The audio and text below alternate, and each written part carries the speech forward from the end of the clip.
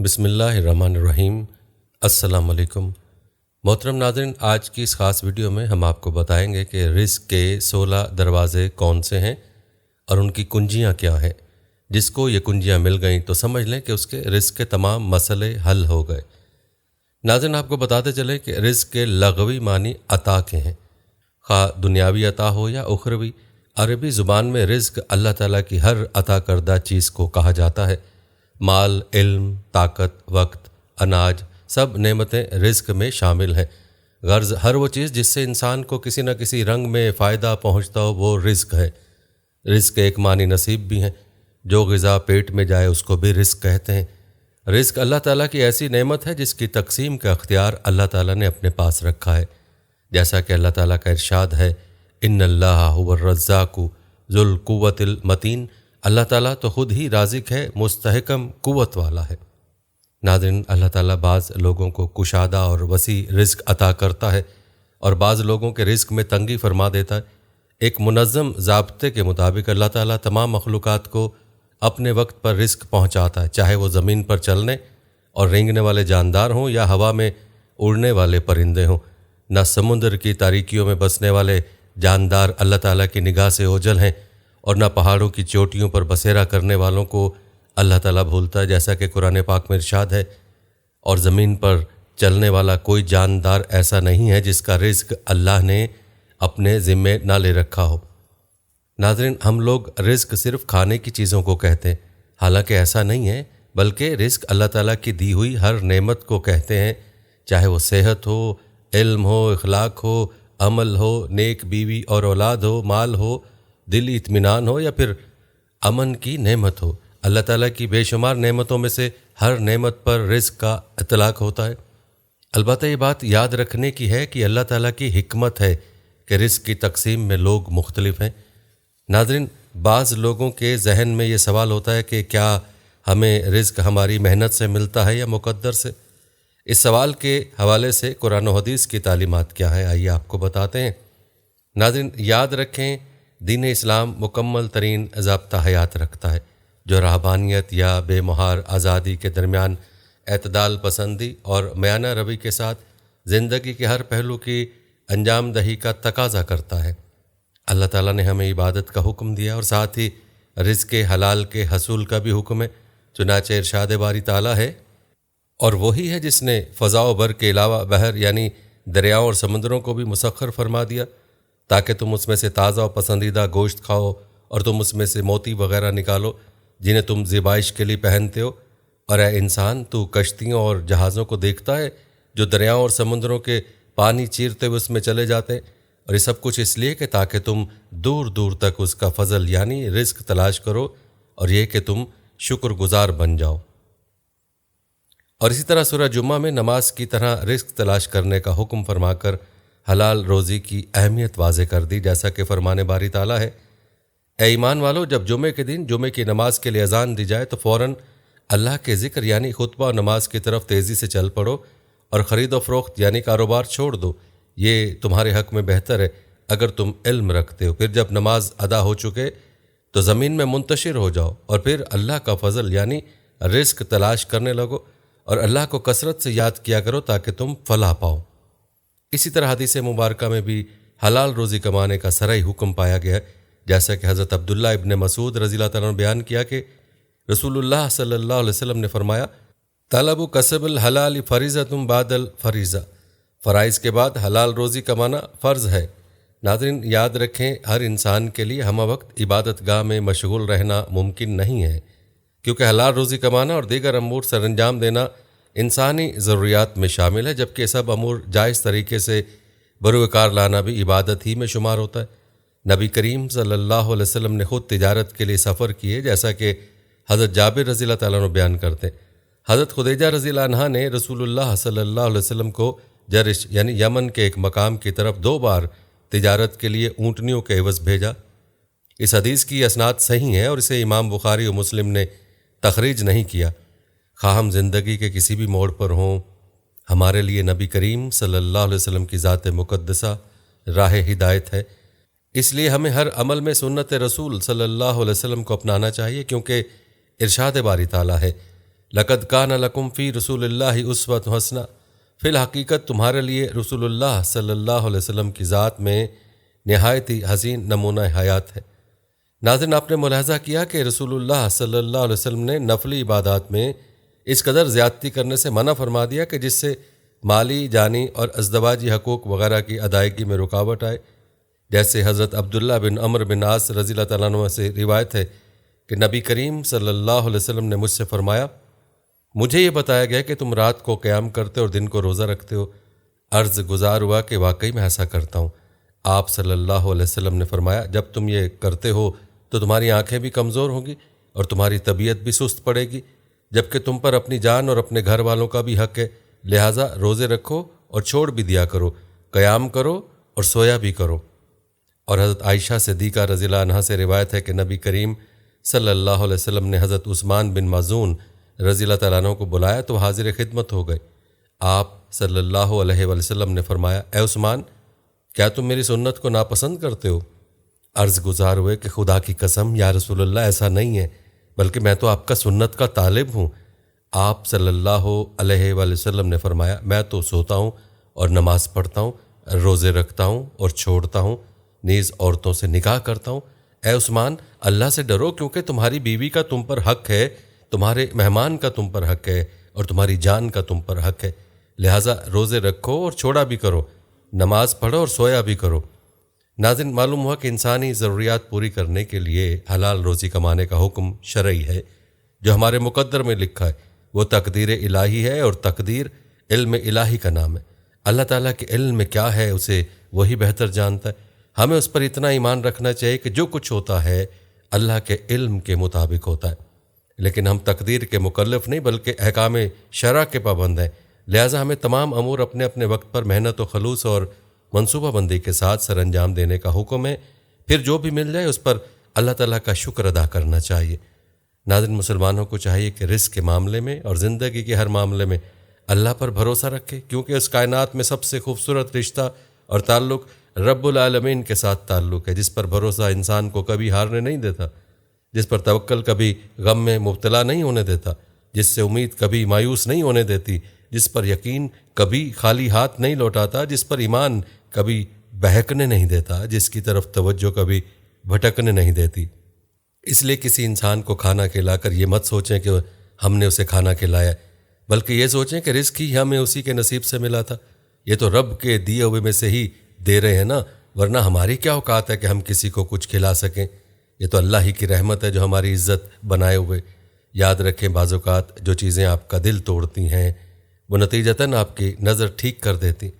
خاموش ہو جایا کریں، سہ جایا کریں، جھک جایا کریں، مان لیا کریں، یہ عاجزی ہے جو اللہ کو بہت محبوب ہے۔ بندہ جب با اختیار ہوتے ہوئے خاموش ہو جاتا ہے تو اللہ کی نظر میں معتبر ہو جاتا ہے، لیکن افسوس کہ آج کا ہر انسان اپنی انا کو ایسا مسئلہ بنا رکھا ہے کہ اس کو جھکنا نہیں آتا، اور یہی ہماری پریشانیوں کی سب سے بڑی وجہ ہے۔ ناظرین، ہم رزق کے بارے میں اور اس کے حلال کی اہمیت کے بارے میں مزید تذکرہ بھی کریں گے، لیکن پہلے آپ کو رزق کے 16 دروازوں کے بارے میں بتاتے ہیں جو ہمارا آج کا اصل موضوع ہے۔ ناظرین، روایت میں یہ بات ملتی ہے کہ اللہ تعالیٰ نے رزق کے 16 دروازے مقرر کیے ہیں اور اس کی چابیاں بھی بنائی ہیں۔ جس نے یہ چابیاں حاصل کر لیں وہ کبھی تنگ دست نہیں رہے گا۔ پہلا دروازہ نماز ہے۔ جو لوگ نماز نہیں پڑھتے ان کے رزق سے برکت اٹھا دی جاتی ہے، وہ پیسہ ہونے کے باوجود بھی پریشان رہتے ہیں۔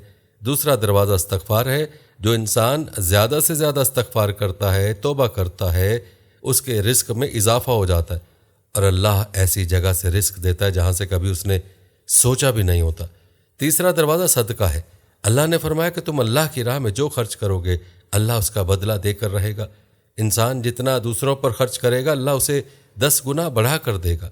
چوتھا دروازہ تقوی اختیار کرنا ہے۔ جو لوگ گناہوں سے دور رہتے ہیں اللہ اس کے لیے آسمان سے رزق کے دروازے کھول دیتے ہیں۔ پانچواں دروازہ نفلی عبادت کی کثرت ہے۔ جو لوگ زیادہ سے زیادہ نفلی عبادت کرتے ہیں اللہ ان پر تنگ دستی کے دروازے بند کر دیتے ہیں۔ اللہ کہتا ہے اگر تو عبادت میں کثرت نہیں کرے گا تو میں تجھے دنیا کے کاموں میں الجھا دوں گا۔ لوگ سنتوں اور فرض پر ہی توجہ دیتے ہیں، نفل چھوڑ دیتے ہیں، جس سے رزق میں تنگی ہوتی ہے۔ چھٹا دروازہ حج اور عمرے کی کثرت کرنا۔ حدیث میں آتا ہے حج اور عمرہ گناہوں اور تنگ دستی کو اس طرح دور کرتے ہیں جس طرح آگ کی بھٹی سونا چاندی کی میل دور کر دیتی ہے۔ 7واں دروازہ رشتہ داروں کے ساتھ اچھے سلوک سے پیش آنا، ایسے رشتہ داروں سے بھی ملتے رہنا جو آپ سے قطع تعلق ہوں۔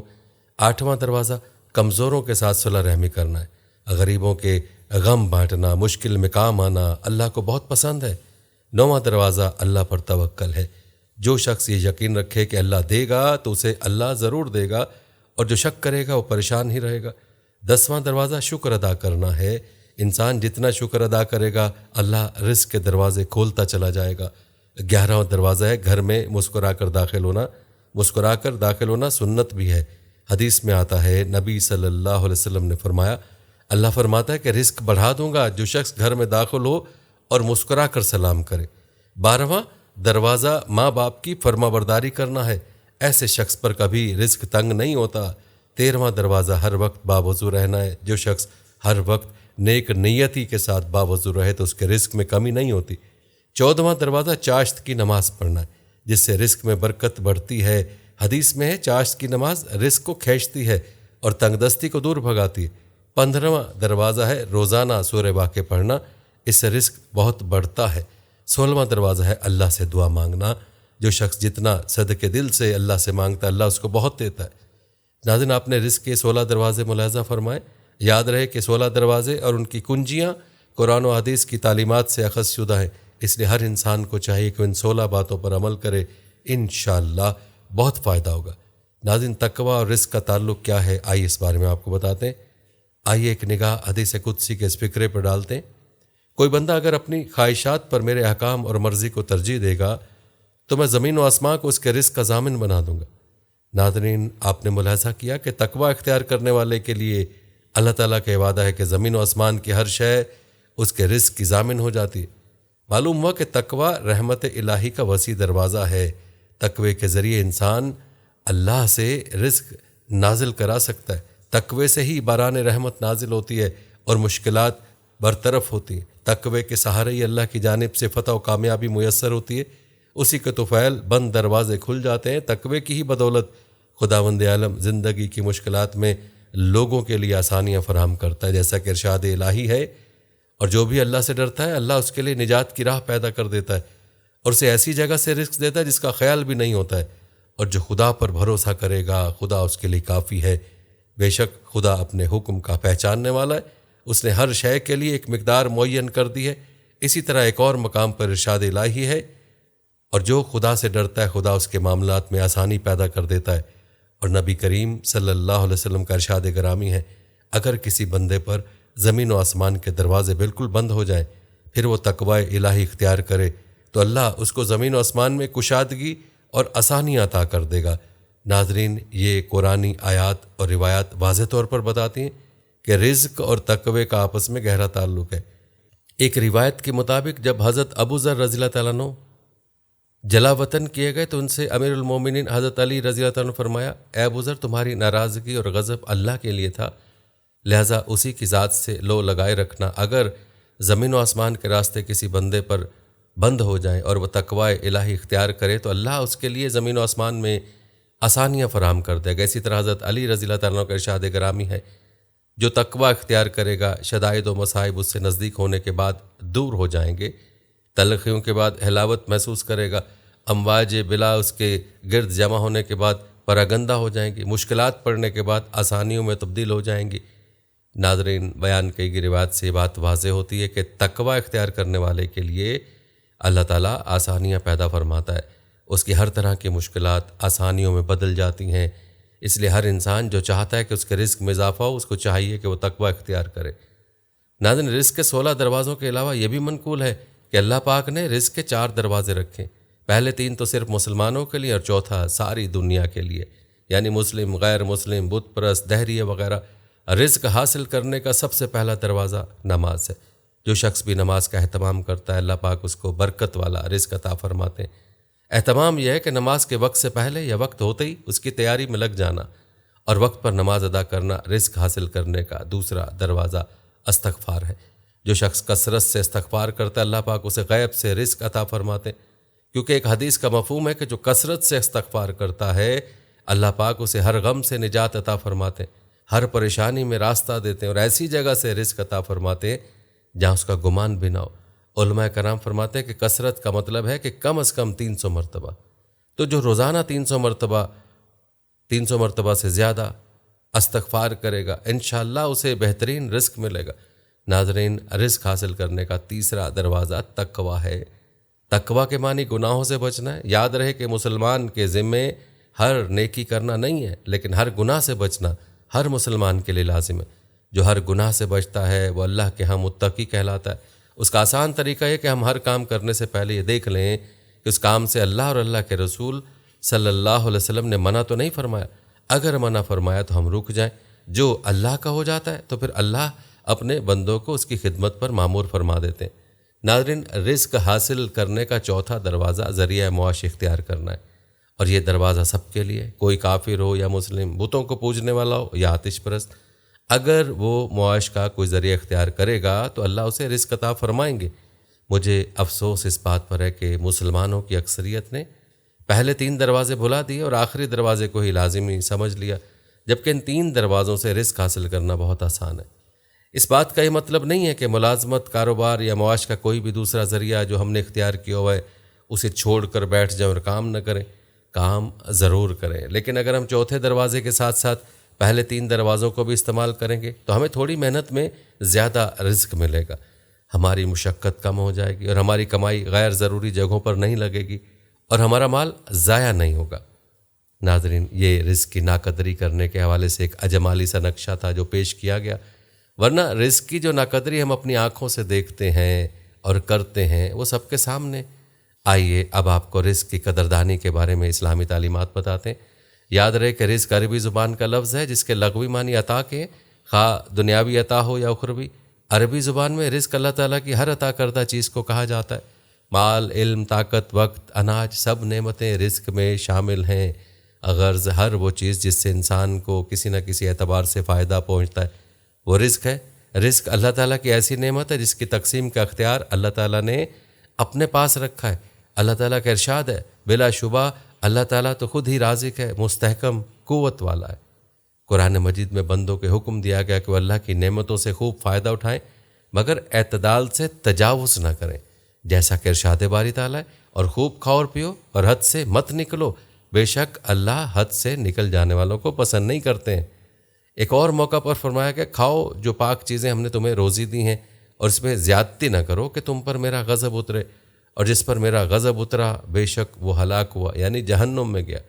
ناظرین، یاد رکھیں، اسلام نے خرچ کرنے میں اعتدال و میانہ روی کا حکم دیا ہے اور اسراف و فضول خرچی سے منع کیا ہے، اور یہی اس کا مقرر کردہ راستہ ہے، اور اس کی پابندی انہی لوگوں سے ممکن ہے جن کے پاس قناعت کی دولت اور جذبہ ایمانی ہے۔ حضرت عائشہ رضی اللہ عنہ سے روایت ہے کہ نبی صلی اللہ علیہ وسلم میرے پاس گھر تشریف لائے۔ آپ صلی اللہ علیہ وسلم نے دیکھا کہ روٹی کا ایک ٹکڑا زمین پر پڑا ہوا ہے۔ آپ صلی اللہ علیہ وسلم نے اسے اٹھایا، صاف کیا، پھر کھا لیا اور فرمایا، عائشہ، اللہ تعالیٰ کی جو نعمتیں تمہارے پڑوسی بن جائیں ان کے ساتھ اچھے طریقے سے پیش آؤ، حسن سلوک سے پیش نہ ہوگی تو بھاگ جائیں گے، اور جس قوم سے یہ بھاگ جاتی ہیں ان کی طرف واپس لوٹ کر نہیں آتی۔ اسی طرح حضرت جابر رضی اللہ عنہ سے روایت ہے کہ شیطان تمہارے پاس ہر کام کے وقت آ جاتا ہے، یہاں تک کہ کھانے کے وقت بھی آ جاتا ہے، بس جب تم میں سے کسی کا لقمہ گر جائے تو اسے اٹھا لے، اس کے ساتھ جو مٹی لگ گئی ہو اسے دور کر دے، پھر اسے کھا لے اور اسے شیطان کے لیے نہ چھوڑے، جب فارغ ہو جائے تو اپنی انگلیاں چاٹ لے، پتہ نہیں کھانے کے کس حصے میں برکت ہے۔ مسلم سے روایت ہے۔ ناظرین، ذرا غور کریں کہ ہمیں رزق کی کس قدردانی کرنے کی تلقین کی جا رہی ہے، اور ہم ہیں کہ رزق کی ناقدری میں حدیں پار کر رہے ہیں۔ ہمیں اس بارے میں سوچنا ہوگا اور خبردار ہونا ہوگا۔ ناظرین، طبقات ابن سعد میں کہ ام المومنین حضرت میمونہ رضی اللہ عنہا کو راستے میں چلتے ہوئے ایک انار کا دانہ ملا۔ انہوں نے جیسے ہی دیکھا اٹھا لیا اور یوں فرمایا، اللہ پاک رزق ضائع کرنے والے کو پسند نہیں کرتے، یعنی اگر میں نہ اٹھاتی تو یہاں کسی کی نظر نہ پڑتی، اس طرح یہ چیز ضائع ہو جاتی، اور رزق کا ضائع ہو جانا میرے اللہ کو پسند نہیں۔ معلوم ہوا کہ گرے ہوئے لقمے یا رکھی ہوئی چیزوں کو کھانے اور استعمال کرنے میں ہم لوگ جو آر محسوس کرتے ہیں یہ آر صحیح نہیں ہے، بلکہ تواضع کی علامت یہ ہے کہ انسان اللہ کی نعمت کو ضائع نہ ہونے دے، اسی سے رزق میں اضافہ ہوگا۔ ناظرین، خلاصہ کلام یہ ہے کہ ناقدری رزق کے اس زمانے میں بحیثیت مسلمان ہماری اولین ذمہ داری ہے کہ ہم اللہ کی نعمتوں کا استحضار رکھیں اور ایک ایک نعمت کی بھرپور قدر کریں۔ حضرت ابو ہریرہ رضی اللہ عنہ کہتے ہیں کہ ایک مرتبہ نبی اکرم صلی اللہ علیہ وسلم خلاف معمول ایسے وقت میں گھر سے نکلے کہ جب آپ نہیں نکلتے تھے اور نہ وہ اس وقت آپ سے کوئی ملاقات کرتا تھا۔ پھر آپ کے پاس ابو بکر رضی اللہ تعالیٰ پہنچے تو آپ صلی اللہ علیہ وسلم نے پوچھا، ابو بکر تم یہاں کیسے آئے؟ انہوں نے عرض کیا، اللہ کے رسول میں اس لیے نکلا تاکہ آپ سے ملاقات کروں اور آپ کے چہرہ انور کو دیکھوں اور آپ پر سلام پیش کروں۔ کچھ وقفے کے بعد عمر رضی اللہ تعالیٰ عنہ بھی آپ کی خدمت میں حاضر ہوئے۔ آپ صلی اللہ علیہ وآلہ وسلم نے پوچھا، عمر تم یہاں کیسے آئے؟ اس پر انہوں نے بھوک کی شکایت کی۔ آپ صلی اللہ علیہ وسلم نے فرمایا، مجھے بھی کچھ بھوک لگی ہے۔ پھر سب مل کر ابو الہیثم بن تہان انصاری کے گھر پہنچے۔ ان کے پاس بہت زیادہ کھجور کے درخت اور بکریاں تھیں، مگر ان کا کوئی خادم نہیں تھا۔ ان لوگوں نے ابو الہیثم کو گھر پر نہیں پایا تو ان کی بیوی سے پوچھا، تمہارے شوہر کہاں ہیں؟ اس نے جواب دیا کہ ہمارے لیے میٹھا پانی لانے گئے ہیں۔ گفتگو ہو رہی تھی کہ اسی دوران ابو الہیثم ایک بھری ہوئی مشک لے کر آگ پہنچے۔ انہوں نے مشک کو رکھا اور رسول اللہ صلی اللہ علیہ وسلم سے لپٹ گئے اور کہا، میرے ماں باپ آپ پر فدا ہوں۔ پھر سب کو وہ اپنے باغ میں لے گئے اور ان کے لیے ایک بستر بچھایا۔ پھر کھجور کے درخت کے پاس گئے اور وہاں سے کھجوروں کا گچھا لے کر آئے اور اسے رسول اللہ صلی اللہ علیہ وسلم کے سامنے رکھ دیا۔ آپ صلی اللہ علیہ وسلم نے فرمایا، ہمارے لیے اس میں سے تازہ کھجوروں کو چن کر کیوں نہیں لائے؟ عرض کیا، اللہ کے رسول میں نے چاہا کہ آپ خود ان میں سے چن لیں، یا یہ کہا کہ آپ حضرات پکی کھجوروں کو کچی کھجوروں میں سے خود پسند کر لیں۔ بہرحال سب نے کھجور کھائی اور ان کے لائے ہوئے پانی کو پیا۔ اس کے بعد رسول اللہ صلی اللہ علیہ وسلم نے فرمایا، قسم ہے اس ذات کی جس کے ہاتھ میں میری جان ہے، یقیناً یہ ان نعمتوں میں سے ہے جن کے بارے میں قیامت کے دن سوال کیا جائے گا، اور وہ نعمتیں یہ ہیں، باغ کا ٹھنڈا سایہ، پکی ہوئی عمدہ کھجوریں اور ٹھنڈا پانی۔ ناظرین، ہمیں چاہیے کہ نعمتوں کے استحضار کے ساتھ ساتھ اپنے اخراجات پہ فضول خرچی سے بچیں۔ ہماری کوشش ہونی چاہیے کہ ہم خود بھی رزق کی ناقدری نہ کریں اور اپنے زیر دستوں کو بھی اس سے بچانے کی فکر کریں۔ اگر ہم یہ ارادہ کر لیں کہ ہم رزق کی قدر کریں گے تو کتنے غریبوں کی بھوک کا علاج اور ان کے فاقوں کا مداوع ہو سکتا ہے۔ اس وقت اگر مال و دولت کی فراوانی کے زمانے میں ہم رزق کے ضیاع اور بے حرمتی کے نقوش پیش کریں گے تو خدا نخواستہ وقت کے گزرنے کے ساتھ کہیں ہم کنگال، غریب اور مفلس نہ ہو جائیں۔ اللہ تعالیٰ سے دعا ہے کہ اللہ تعالیٰ ہمیں رزق کی قدر کرنے کی توفیق عطا فرمائے اور ہمیں رزق کی ناقدری سے بچائے، آمین۔ ناظرین، آخر میں آپ کو ایک تجزیہ نگار کا تجزیہ بتاتے ہیں جو اس سوال کے حوالے سے کہ رزق کیا ہے۔ ناظرین، یہ تجزیہ نگار لکھتا ہے کہ یہ سوال مذہبی بھی ہے، قانونی اور سماجی بھی ہے۔ ذرا سوچیں کہ ہم مسلمانوں کا ایک طرف پختہ یقین ہے کہ رزق اللہ رب العزت دیتا ہے، جبکہ دوسری طرف ہم دنیا میں سب سے زیادہ جھوٹ، فراڈ، دھوکہ دہی اور فساد رزق کے لیے کرتے ہیں۔ اس طرح ہم منافقت کی تصویر بن جاتے ہیں۔ ناظرین، سوال یہ بھی ہے کہ اگر رزق اللہ تعالیٰ نہیں دینا ہے تو ہمیں پردیس کے دھکے کھانے اور اپنوں سے جدائیاں دیے بغیر کیوں نہیں دیتا؟ غربت اور امارت کے فیصلے اگر مالک حقیقی نے اپنے ہاتھ میں رکھے ہیں تو پھر Canada, Australia, New Zealand, Singapore, Japan جیسے ممالک اور کئی یورپی ممالک میں غربت کیوں نہیں ہے؟ کیا وہاں اللہ تعالیٰ نے سب کو امیر پیدا کیا ہے اور ہمارے یہاں افریقہ اور ایشیا میں اکثریت کو غریب پیدا کیا ہے؟ اس کی کوئی وجہ یا دلیل ہے کہ یہ تقسیم اس طرح کیوں کی گئی ہے؟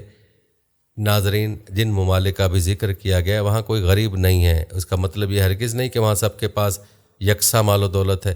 ان ممالک میں بھی ہر بندے کے مالی حالات اپنے ہیں اور دوسروں سے مختلف ہیں۔ کئی ملٹی ملینرز ہیں تو کچھ ہاتھ سے منہ تک گزارا کرتے ہیں۔ ایک طرح وہاں امیر اور غریب بھی ہیں، لیکن وہاں غربت یہ نہیں کہ لوگ بھوکے مریں یا سڑکوں پر کھڑے گدا مانگیں۔ وہ ایسے غریب نہیں کہ جن کے پاس کچھ بھی نہیں اور مانگنے پر مجبور ہوں۔ ہر بندے کو روٹی، کپڑا، مکان سمیت زندگی کی تمام بنیادی اور ضروریات، سہولیات میسر ہیں۔ ناظرین، ہم بات کر رہے تھے کہ رزق ہوتا کیا ہے، تو ناظرین اس سوال کے جواب میں یہ عقدہ بھی کھل جائے گا کہ امیر اور غریب میں فرق کیا ہے۔ عام طور پر رزق اس خوراک کو کہا جاتا ہے جو انسان کو جسم اور سانس کا رشتہ بحال رکھنے کے لیے لازمی چاہیے ہوتا ہے، یا ہر وہ چیز جسے انسان بلکہ ہر جاندار اپنی بھوک اور پیاس مٹانے کے لیے حلق سے اندر اتارتا ہے، لیکن اس کے ساتھ وہ زبان کا مزہ، چسکا یا ذائقہ بھی لیتا ہے۔ اسی کے ساتھ اس کی صحت اور بیماریاں بھی منسلک ہوتی ہیں۔ اگر تو یہی رزق ہے اور انسان خود کو اسی تک محدود رکھے تو پھر دنیا کے اندر امیر و غریب کا سوال ہی پیدا نہیں ہوتا۔ اس حد تک سب کے لیے خوراک کافی ہے، لیکن چونکہ انسان جس خمیر سے بنا ہے اس نے پہلے دو انسانوں ہی سے ہی ظاہر کر دیا تھا کہ ہماری خواہشات کی کوئی حد مقرر نہیں کر سکتا اور ہم جنت کی نعمتوں پر بھی اکتفا نہیں کرتے۔ پھر اب جب کہ 7.5 ارب انسانوں کے بیچ مقابلے کی دوڑ ہے تو پھر ہم کیسے تصور کر لیں کہ انسان جائز رزق پر شکر گزار ہو جائے؟ البتہ انسانوں کے علاوہ اللہ تعالیٰ کی دوسری مخلوقات کے لیے رزق کا مطلب آج بھی وہی ہے کہ جو ان کی ضرورت ہے اسی پر اللہ کے گیت گاتے ہیں، جبکہ انسان بڑے بڑے عالیشان محلات، بحری و فضائی بیڑوں، سونے، جواہرات، زمینی مواصلات اور اپنی شان و شوکت کے پیچھے بھاگ رہا ہے، اور انہی اشیاء کے ترازو میں امیری یا غریبی کو تولا جا رہا ہے۔ اب اگر آپ ان اشیاء کو بھی رزق میں شامل کر کے امارت اور غربت کا فیصلہ کرتے ہیں تو خیال کیا جا سکتا ہے کہ اللہ نے تقسیم انسانوں کے لیے پیدا کی ہوگی۔ غور کریں کہ ہمیں ایک جگہ سے دوسری جگہ منتقل ہونے کے لیے اللہ نے پاؤں اور ٹانگیں عنایت کی ہیں، ساتھ ایسا دماغ بھی دیا کہ اگر جلدی ہے تو ایسی ایجادات کر سکتے ہیں، یعنی سائیکل سے جہاز تک، لیکن اب ہم ضرورت کے لیے کم شان کے لیے زیادہ ایسی گاڑیوں، ہیلی کاپٹر اور جہازوں کا انتخاب کرتے ہیں کہ کوئی دوسرا ہمارا مقابلہ نہ کر سکے۔ یہ ضرورت نہیں بلکہ عیاشی اور خود کو دوسروں سے بالاتر رکھنے کی خواہش ہے۔ سوال کے دوسرے حصے کا تعلق رزق کی فراہمی کے ساتھ ہے کہ رزق کون دیتا ہے؟ اگر اللہ ہی روزی رساں ہے، اور اسی طرح جیسے زیادہ تر مسلمانوں کا خیال ہے کہ اللہ نے ہر جاندار کو رزق مقرر کر رکھا ہے یا لکھ رکھا ہے، پھر کسی کو اس لکھے سے زیادہ مل سکتا ہے، نہ اس میں کمی ہوگی۔ پھر سوال یہ بھی ہے کہ ہم رزق کے لیے اتنی دوڑ بھاگ کیوں کرتے ہیں؟ بعض لوگوں کو جان توڑ محنت کے بعد بھی پورا رزق نہیں مل رہا، اور بعض بیٹھے بٹھائے امیر ہو جاتے ہیں۔ دوسری طرف انسانوں کے علاوہ اللہ کی مخلوق، جنگلی جانور، چرند پرند اپنے رزق کی تلاش میں نکلتے ہیں، اور جب اپنا اور اپنے بچوں کا پیٹ بھر جائے تو پھر مزید کوئی لالچ کرتے ہیں، نہ ذخیرہ اندوزی کی کوشش کرتے ہیں۔ لیکن ناظرین یاد رہے کہ اللہ ہی رازق ہے، مگر اس طرح نہیں جس طرح اکثریتی خلق کا عقیدہ ہے، بلکہ اس طرح کہ اللہ نے اپنی کائنات کے اندر جتنی مخلوقات پیدا کی ہیں ان کے لیے رزق یعنی ضروریات زندگی بھی اپنی کائنات میں رکھ دی، اور ساتھ اپنی مخلوق کو عقل، سوچ اور جسمانی اعضاء بھی عطا کی تاکہ اپنی روزی کی تلاش کریں، اپنے حصے کا حاصل کر کے باقی دوسروں کے لیے رہنے دیں۔ اللہ تعالیٰ نے قرآن پاک میں متعدد بار یہ فرمایا کہ یہ کائنات توازن پر قائم کی گئی، اور انسانوں کو بھی میانہ رمی کا حکم بار بار دیا گیا۔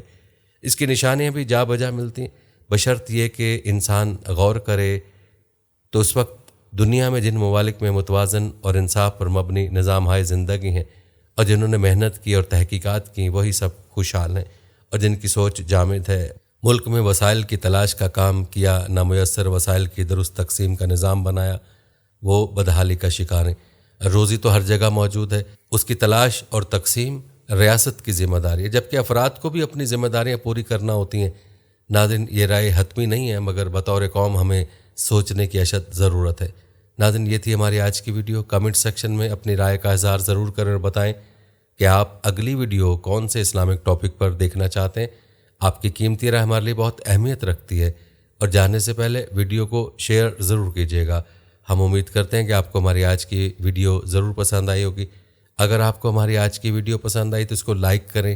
آخر میں ان لوگوں سے ایک بار پھر درخواست ہے کہ ہمارے چینل کو ضرور سبسکرائب کر لیں جنہوں نے ابھی تک ہمارا چینل سبسکرائب نہیں کیا ہوا۔ سبسکرائب کے ساتھ لگے گھنٹی کے بٹن کو بھی ضرور کلک کریں تاکہ آپ کو ہماری آنے والی مزید ویڈیوز کا نوٹیفیکیشن بر وقت ملتا رہے۔ اللہ تعالیٰ آپ کو اپنی حفظ امان میں رکھے۔